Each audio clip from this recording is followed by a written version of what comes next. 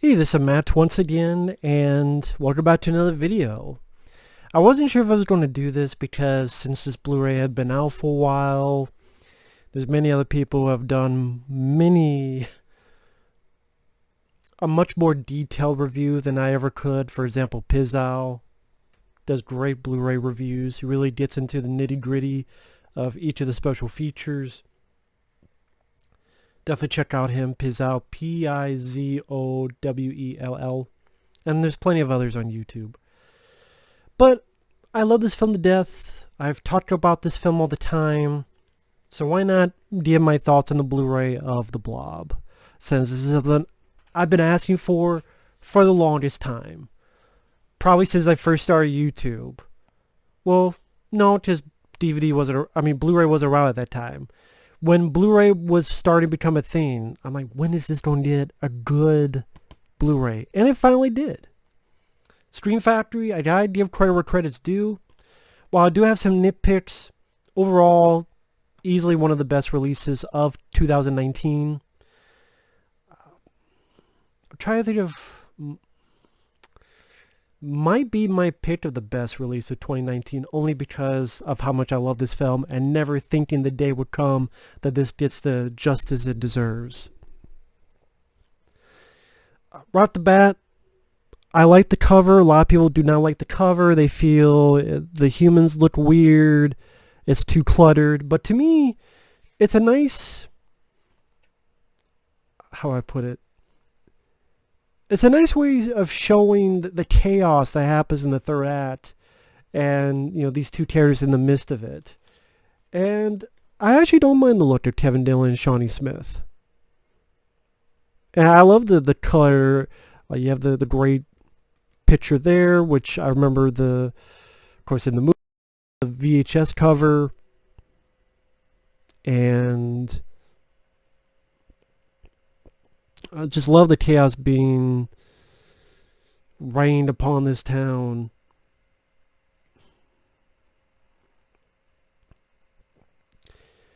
And I think it's a really cool cover. Again, a lot of people don't like it. Yeah, the back.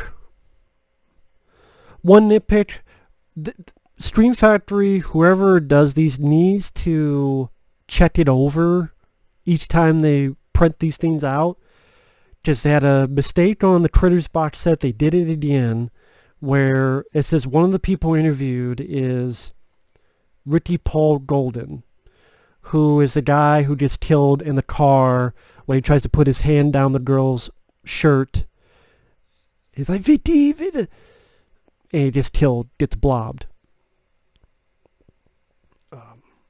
I believe that's Ricky Paul Golden. Yeah. I believe. Now I'm second guessing myself. Did you have an interview with him and it got canceled? Did it get cut? On the Critters box set, they said they have an interview with Scott Grimes, which is cool. He was the star of the first two Critters films. Nope. I didn't proofread you shit. But with that said, the movie looks good, sounds good. Did not notice any problems. Nice that there's artwork on the disc. Also, it's a little detail, but I like the fact that the back is different for each cover. Like this is back with the two of them there. But if you flip it, it's a different back. At least this picture here. So I like that little change. This is the theatrical poster, which I was never a fan of. I always thought, if there's a reason... when people say the marketing hurt the film, I think of this. Because this is a very boring poster. I mean, you could have the same fucking poster and call it The Fly 2. And people be like, okay, maybe, because, metamorphosis, and they'll be a fly. I mean, help me. I mean, it's a shitty cover. The VHS cover was miles upon miles better. But yeah, I kind of wish the other cover was the VHS cover, but they never really do that. They only do the theatrical poster. Even though sometimes the VHS cover is better. Maybe it's a rights issue thing. But yeah, I did not notice any mistakes, anything of that sort. Now the features, you have 3 commentary tracks. You have an older commentary track that was on the stupid Twilight Times release, where Chuck Russell he does a commentary moderated by a guy named Ryan Turek. I mean, it was nice to listen to, but I only listened to it once.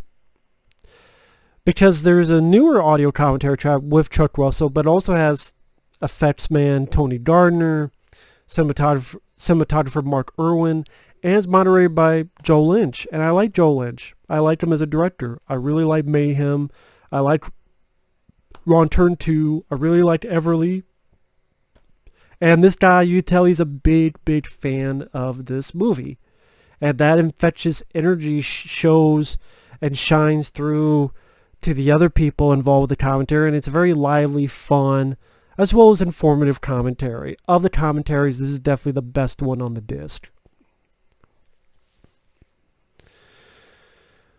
The third commentary was Shawnee Smith. It's cool to hear Shawnee Smith's thoughts on the film. It's cool that she's proud of the film. But I thought the moderator did a pretty piss poor job, because I think the moderator should have been really trying to pull answers from Shawnee Smith, because Shawnee Smith, she had not seen the film for a while, and she gives these sort of 1-2 word answers at times, and you're thinking, okay, then silence. Oh, I like that part. It made me go, okay, moderator, do your job, pull some info out. Or Shawnee, I'm sorry, watch the film before you do a commentary. You could have found it on DVD on Amazon or something, man. I'm sure they would have given you a copy to watch the night before. I think it would have been better if Shawnee Smith just was interviewed and you cut that down to 15, 20 minutes, whatever. So again, it was cool to hear her thoughts on it finally, because I don't know if there's any interviews on YouTube or anywhere where she talks about the Blob. Usually it's only about Saw. So it is nice to hear that she's proud of the film, but it's a kind of a tough sit to listen to, because there's dead air. You kind of want her to talk more, and maybe the moderator do his job more. But I mean, so I don't know if it's something I'd ever listen to again, sad to say. Like maybe, but I just would have been better as an interview. But again, nice to hear that she's a fan of the film and proud of the film. The interviews, this is stacked with interviews. You got a 2-part interview with Chuck Russell. Part 1's 22 minutes long. Part 2's 26 minutes long. The first part pretty much is him talking about how he got into business, a little bit of working on Dreamscape and Elm Street 3, and I think a little bit of Hell Night as well. And then part 2 talks about working on the Blob, dealing with the effects, working with Frank Darabont, who is his buddy, and helped write the script with him. His thoughts on the original Blob, the cast. So overall, it's about an hour, well, if you add them together, about 50 minutes or so. So definitely, when you put them together, one of the best interviews on the disc. I do like what Chuck Russell says, is that I know they want to try to do another Blob. I wish him good luck, and I like to see how they could try to improve on those effects in this movie, because it's going to be a tall order.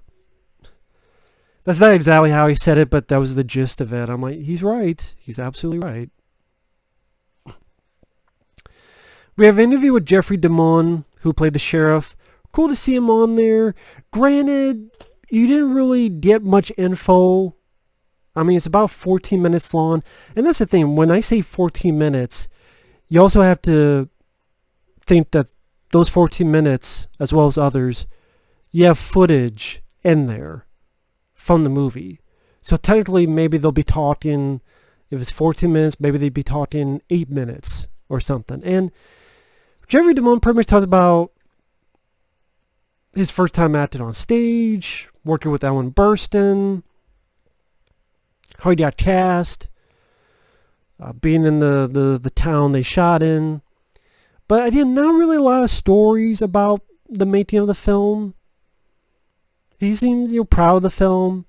But again, it was cool that he was interviewed. It's just, again, it's not like you get a lot of earth-shattering info. Kind of the same with Candy Clark. Again, great to see her in there, interviewed.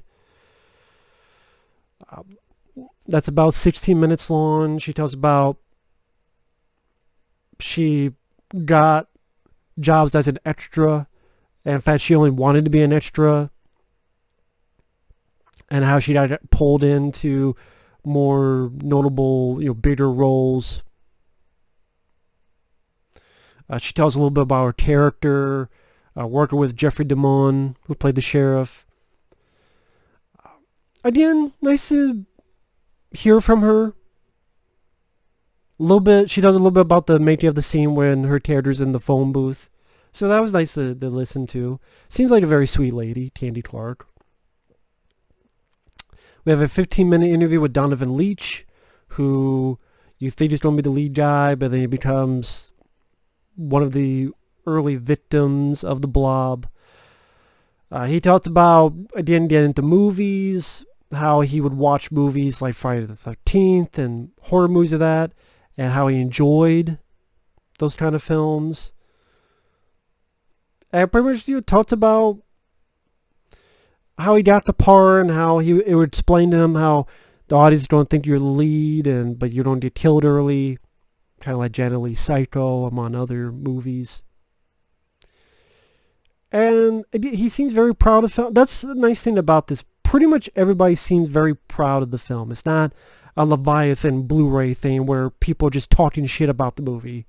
Mainly the effects guys in that movie just, oh, the movie sucks. You don't get that in this, which I appreciate. But I mean, he tells stories about his death scene. Again, seems like a very nice guy. Funny enough, one of the longer interviews is Bill Moseley, who played an extra. Well, not really an extra. He was a soldier, and he played a number. They keep saying like soldier number 3, but I don't think he's listed that. I think he has a different listing, so I don't know. Maybe he was just mistaken. But he talks about getting the part in Chainsaw 2, how he landed this part, how there was another guy, and something happened, or the guy bailed, and he came in almost last minute, and you're wearing that suit, and you're being excited to be part of a big movie, and I like Bill Moseley. He always seems like a very genuinely nice guy. It's always nice to see him in interviews. He's a very interesting guy to listen to. And considering he has such a minute part, I was surprised that they interviewed him, but again, it was really cool.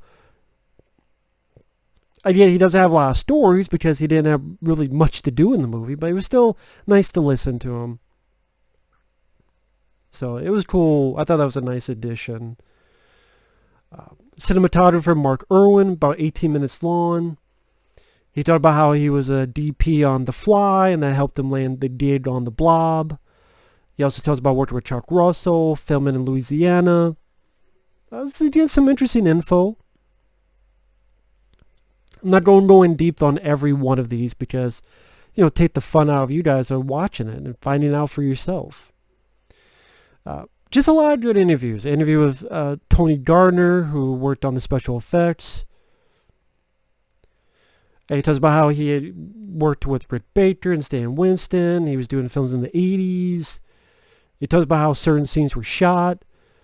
One bit that was interesting that would have been nice to see is near the end with when Kevin Dillon is driving with the truck, snowplow truck. Well, not snowplow, but snow shooting off. Truck tips over. He's there. The Blob is trying to get to him. He mentions there was a point where they were going to show the Dr. Meadows character, sort of a human villain, and others in the Blob, and there would be, I think he said, like luminescent skeletons, kind of like see-through skeletons that's in the Blob mass. And they were going to shoot it, but something happened, and then they didn't have time to fix it. So that's too bad. That would have been interesting to see. See, nuggets of information like that is, I find very interesting. So that's definitely one of the better interviews on the disc. Interview special effects supervisor Christopher Gilman. He tells about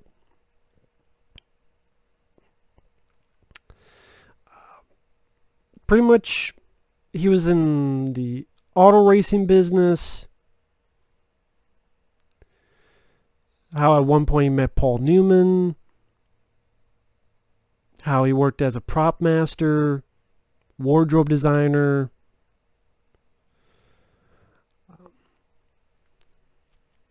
I'm trying to think if this is the guy I was thinking of, or it's another guy. Just some of these guys I get their names mixed up.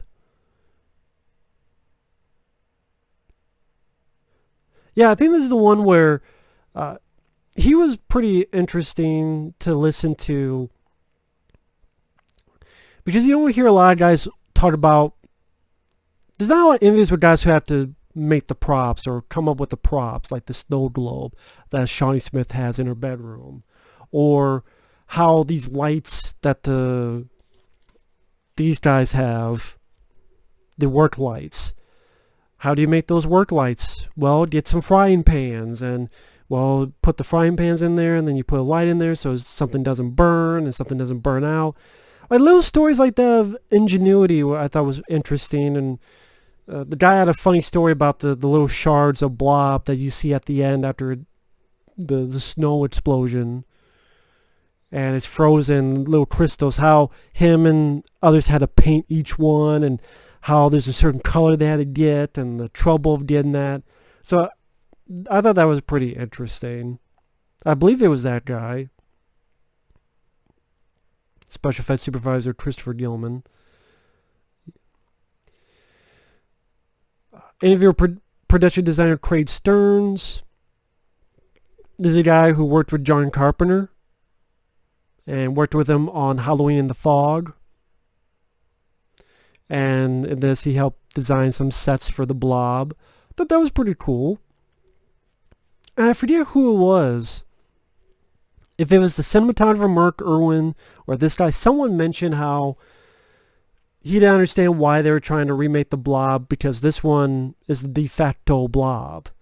And he even mentioned, I forget which one, that, the Star Wars, they ran into the ground, which I thought was pretty ballsy, but pretty truthful. And about how they do all these remakes and like these franchises, they pull more and more.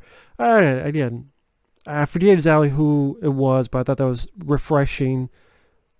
That's a bit of honesty I appreciate.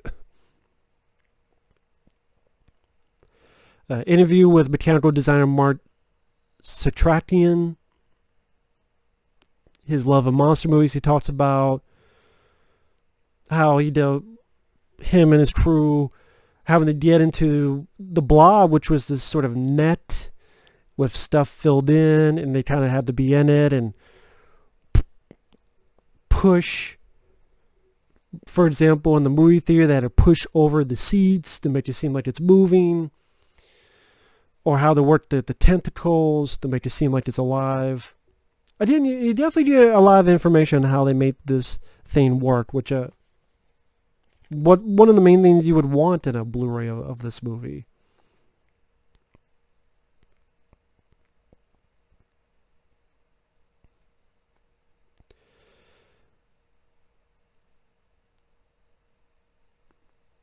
Interview with Blob mechanic Peter Abrahamson.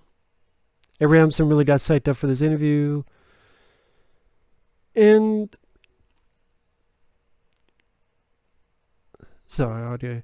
See, I'm on a webpage trying to remember because there's so much stuff on here. And that's what the guy wrote. He really got psyched for this little interview.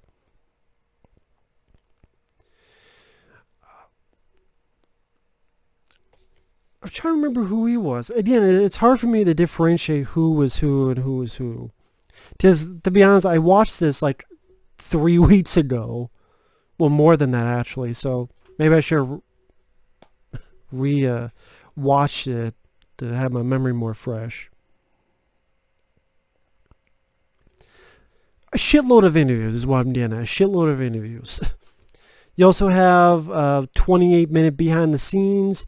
No sound for some reason. Not sure why there's no sound for it. But it shows Tony Gardner and his team work on the effects. For example, the scene where Donovan Leitch gets killed, among others. Kind of neat to see it behind the scenes, but would have been nice to actually hear the dialogue or hear what the people are saying.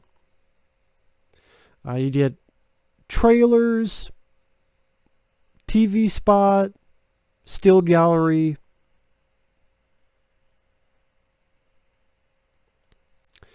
Still gallery was nice because they actually had some posters from the foreign market. So it was cool seeing like different kinds of posters for the film. I mean, this is pretty pat. The only big flaw I have with this is this guy here. Apparently, they did ask Kevin Dillon, and he was busy. I don't know busy with what, because I don't mean any rudeness. It's not like Kevin Dillon is that in demand of an actor when everybody else, from Shawnee Smith to do a commentary to Chuck Russell, all these people were willing to sit down, but Kevin Dillon's too busy. That's the one thing that just, I wouldn't say tarnish, that's a big word, but it's one flaw that just like, if it had that, it would be perfect. Perfect. If it had that interview with him, it'd be perfect. It doesn't. Still like, so we'll never hear his thoughts on this. Does he like the movie? Does he hate the movie? Is he proud of the movie? How did you get your job for the movie? We'll never know. I didn't guarantee you it's one of the films people know him from. Well, Entourage, the TV show, is probably the number one thing, and then Platoon. But I know him the most from this. At least top 3, if you want to include those other 2. He should be proud of it, but who knows. But other than that, it's a great Blu-ray, well worth the purchase for anyone who's on the fence on it. Easily one of the best Scream Factory in a while.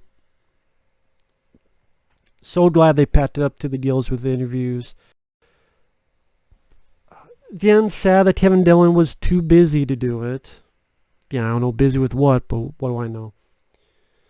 Anyway, yeah, if you're wondering, the Blob, easily worth a pickup for anyone who's a fan of the film. Just nice to see that the film finally got the recognition it deserves. I still think it deserves more recognition, but it's nice that it seems like some people care about the film, and I'm not alone in it. Because I always thought it was a vastly underrated monster movie. And one of my personal favorites. So thanks for watching, take care, and stay tuned for more videos later.